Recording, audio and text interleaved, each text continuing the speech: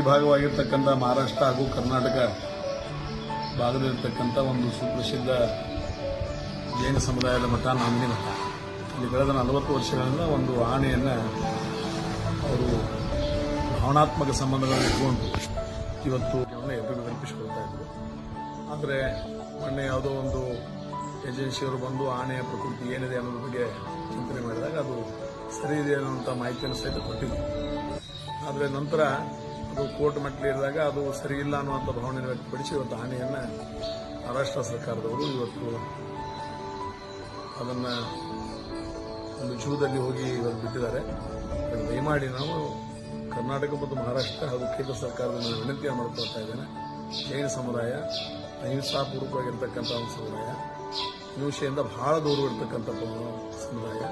ಅದು ಕೇವಲ ಜೈನ ಸಮುದಾಯ ಇವತ್ತು ಮೂಢನಂಬಿಕೆಗಳಲ್ಲ, ಅವ್ರದ್ದು ಇರ್ತಕ್ಕಂಥ ಮೂಢನಂಬಿಕೆ ಮೇಲೆ ಬದುಕ್ತಾ ಇರತಕ್ಕಂಥ ಒಂದು ಸಮುದಾಯ.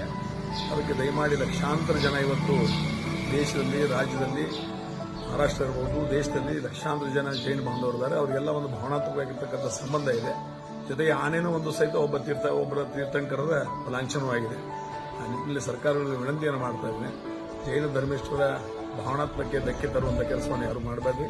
ಕೂಡಲೇ ಅದನ್ನ ಆನೆಯನ್ನು ತಿರುಗಿ ಮಠಕ್ಕೆ ಕಳಿಸಿ ಒಂದು ಸೇವಾ ಮನೋಭಾವನೆ, ಜೈನ ಸಮುದಾಯದ ಭಾವನಾತ್ಮಕ್ಕೆ ತಾವು ಸ್ಪಂದಿಸಿರಿ. ಈ ಧರ್ಮ ಇನ್ನೂ ಉಜ್ವಲವಾಗಿ ಬೆಳಿಬೇಕಾದ್ರೆ ಎಲ್ಲ ಸರ್ಕಾರದ ಸಹಾಯ ಸಹಕಾರ ಬಹಳ ಬೇಕು ಅನ್ನೋ ಮಾತನ್ನು ಸಹಿತ ಹೇಳಲಿಕ್ಕೆ ಇಚ್ಛೆ ಪಡ್ತೇನೆ.